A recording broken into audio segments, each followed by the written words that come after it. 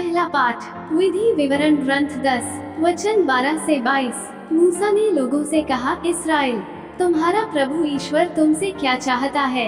वो यही चाहता है कि तुम अपने प्रभु ईश्वर पर श्रद्धा रखो, उसके सब मार्गों पर चलते रहो, उसे प्यार करो, सारे हृदय और सारी आत्मा से अपने प्रभु ईश्वर की सेवा करो और प्रभु के उन सब आदेशों तथा नियमों का पालन करो जिन्हें मैं आज तुम्हारे कल्याण के लिए तुम्हारे सामने रख रहा हूँ। आकाश, सर्वाइच आकाश, पृथ्वी और जो कुछ उसमें है, ये सब तुम्हारे प्रभु ईश्वर का है। फिर भी प्रभु ने तुम्हारे पूर्वजों को प्यार किया और उनको अपनाया है। उनके बाद उसने उनके वंशजों को अर्थात तुमको सभी राष्ट्रों में से अपनी प्रजा के रूप में चुन लिया, जैसे कि तुम आज हो। अपने हृदयों का खतना करो और हठधर्मी मत बने रहो, क्योंकि तुम्हारा प्रभु ईश्वर ईश्वरों का ईश्वर तथा प्रभुओं का प्रभु है। वो महान, शक्तिशाली तथा भीषण ईश्वर है। वो पक्षपात नहीं करता और घूस नहीं लेता। वो अनाथ तथा विधवा को न्याय दिलाता है। वह परदेशी को प्यार करता है और उसे भोजन वस्त्र प्रदान करता है।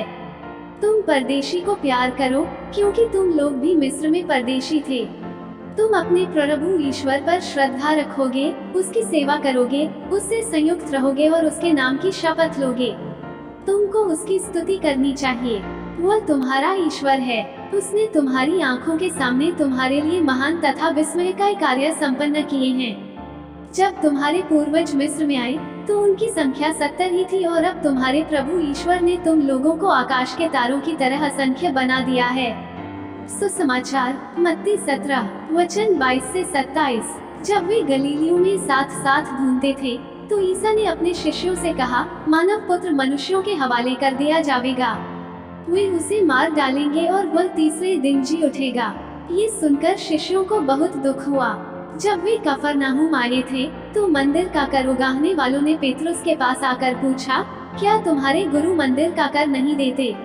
उसने उत्तर दिया, देते हैं। जब पेतरुस घर पहुंचा तो उसके कुछ कहने से पहले ही ईसा ने पूछा, सिमोन, तुम्हारा क्या विचार है? दुनिया के राजा किन लोगों से चनगी या कर लेते हैं, अपने ही पुत्रों से या परायों से? पेतरुस ने उत्तर दिया, परायों से। इस पर ईसा ने उससे कहा, तब तो पुत्र कर से मुक्त हैं। फिर भी हम उन लोगों को बुरा उदाहरण न दें, इसलिए तुम समुद्र के किनारे जाकर बंसी डालो। जो मछली पहले फंसेगी उसे पकड़ लेना और उसका मुंह खोल देना। उसमें तुम्हें एक सिक्का मिलेगा, उस ले लेना और मेरे तथा अपने लिए उनको दे देना। मनन चिंतन। ये तो यथार्थ है कि जब कोई हमारे अपने सगे संबंधियों के बारे में बुरा चाहे तो हमारा मन यथावत दुखित और व्याकुल हो उठेगा। प्रभु यीशु के उस बात से शिष्यगण दुखित हो जाते हैं जब वे अपने दुख भोग, मृत्यु और पुनरुत्थान के विषय में उनसे जिक्र करते हैं। परंतु शिष्य प्रभु यीशु के उस कथन को तब तक नहीं समझ पाते जब तक वे पुनर्जीवित प्रभु को नहीं देखते। प्रभु का तीसरे दिन जी उठने के लिए उनका वह दुख और मृत्यु से गुजरना आवश्यक था। कभी कभी हम भी अपने जीवन के दुखों और कष्टों से भागने की कोशिश करते हैं, परंतु इन कष्टों और दुखों को सामना करने से या उन्हें ग्रहण करने के द्वारा हम अपने जीवन में और अधिक मजबूत बनेंगे और अपने आप को आशीष ग्रहण करने योग्य बना पाएंगे। आमीन।